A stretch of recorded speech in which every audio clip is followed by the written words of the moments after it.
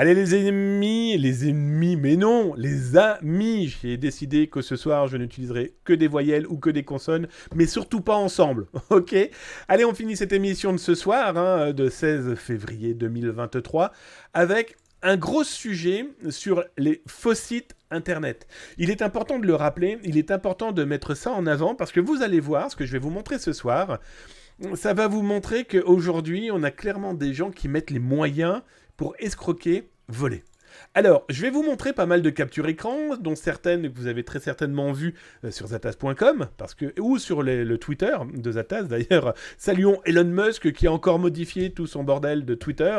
Et pour ceux qui utilisaient par exemple TweetDeck, ne peuvent plus l'utiliser correctement. Ils ont tout modifié, graphisme, etc. Donc c'est un peu chiant à utiliser. C'est pour ça que je pense qu'il y a aussi de plus en plus de gens qui disparaissent de cet espace qui ne sert pas à grand chose après tout quand on se rend compte du retour qu'il peut y avoir. Mais toujours est-il que si vous êtes sur Twitter et que vous suivez Zataz, @Zataz ou mon compte professionnel @Damien-du8 bancal, vous avez très certainement vu cette capture écran-là, entre autres. Voici un faux site amélie-sécurité-sociale.fr qui a pu piéger des gens. En plus, ils ont mis des accents. Ils ont utilisé une méthode assez simple. Ici, vous avez caisse-assu-maladie.fr qui vous montre quand même la puissance de réflexion de ces gens.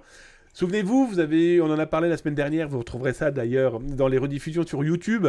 On avait été la visiter, cette fausse page banque-france en ligne-service.fr, voilà, qui en plus vous permet, pour ceux qui ne le savent pas, choisir la double authentification, on en a parlé là il y a quelques instants, de vos banques préférées, si vous en avez plusieurs, ou en tout cas au moins une.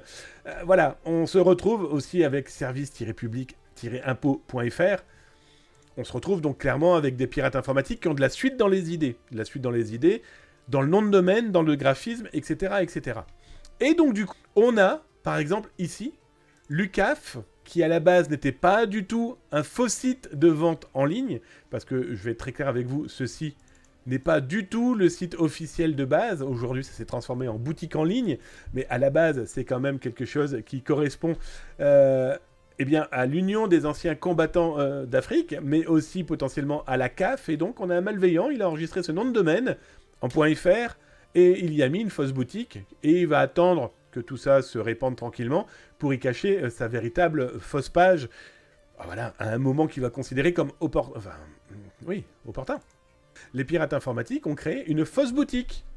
Faux site, fausse boutique avec un nom de domaine qui pourrait piéger des populations qui aiment cette marque et qui souhaiteraient l'acquérir.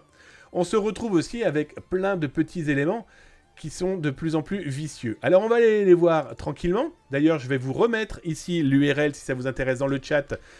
Hop, sur Twitch, tous les soirs 19h, 20h ou 13h, 14h si tu es en Afrique.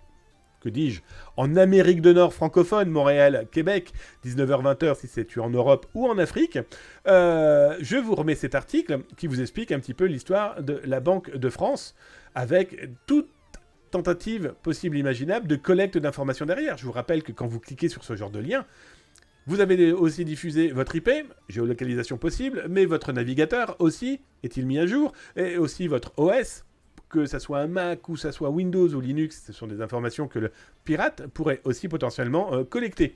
Donc si tu es sur YouTube, d'ailleurs, ne t'inquiète pas, tu retrouves tout ça dans la rediff là en dessous, avec toutes les informations et les liens qui vont bien, puis clique sur la petite cloche et le petit pouce.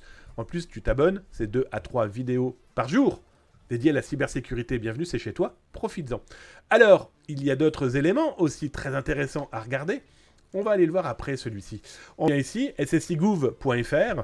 Pour le moment, il est dans un parking de nom de domaine. Le nom de domaine a été réservé, mais qui a l'intérêt de réserver service de sécurité informatique du gouvernement ? Pas obligatoirement quelqu'un qui vous veut du bien. On est bien d'accord sur le sujet.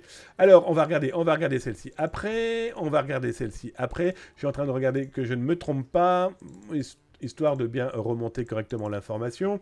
On est parfait. Je vous ai trouvé maintenant un truc complètement fou dans la mise en place de fraude, de cyberattaque. Je vais vous montrer une cyberattaque qui a lieu en ce moment. Les gars ont été réfléchir à un élément que j'ai trouvé, pardon du terme, c'est pas bien de parler comme ça, mais que je trouve malheureusement génialissime. Alors là, on vient de voir apparaître le logo d'EDF. On va regarder ça tranquillement après. Ici, on est clairement sur une fausse page. Alors, on va l'agrandir comme ça, on verra mieux. Non, on va le mettre comme ça, hop. L'URL Dans l'URL, le pirate informatique a une adresse. Ça peut être l'adresse ici, on voit de chez Louis Vuitton, on est bien d'accord. Et ici, vous avez vu, j'ai mis donc une fausse adresse, Zataz, Louis Vuitton. Là, vous allez me dire, oui, mais t'es bien gentil, tu veux arriver à quoi avec ton information là?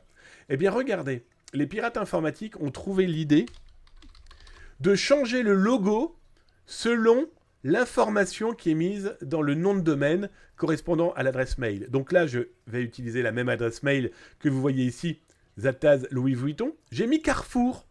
Quand je tape Carrefour, regardez ce qui se passe. Les pirates informatiques ont trouvé le moyen de, selon le nom de domaine, eh bien, de vous changer le logo. Et là, cette cyberattaque est génialissime dans le principe où c'est le bon logo avec le bon nom de domaine et ça pourrait piéger des gens. Ça pourrait, eh bien, potentiellement perturber. J'ai trouvé pour LVMH, j'ai trouvé pour Enedis, j'ai trouvé, donc je vous l'ai montré pour Louis Vuitton, je vous ai montré et je vous ai trouvé pour EDF, je vous ai trouvé pour Vinci.com, je vous ai trouvé pour Decathlon et je ne parlerai pas des autres. Ça montre quand même que ça va chercher loin le délire. Alors, ce qui est intéressant, c'est que, bien sûr, vous l'aurez compris, je gratouille, les mecs ont enregistré toutes les plus grandes sociétés possibles et imaginables.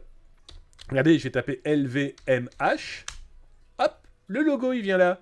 Vous voulez EDF? Hop.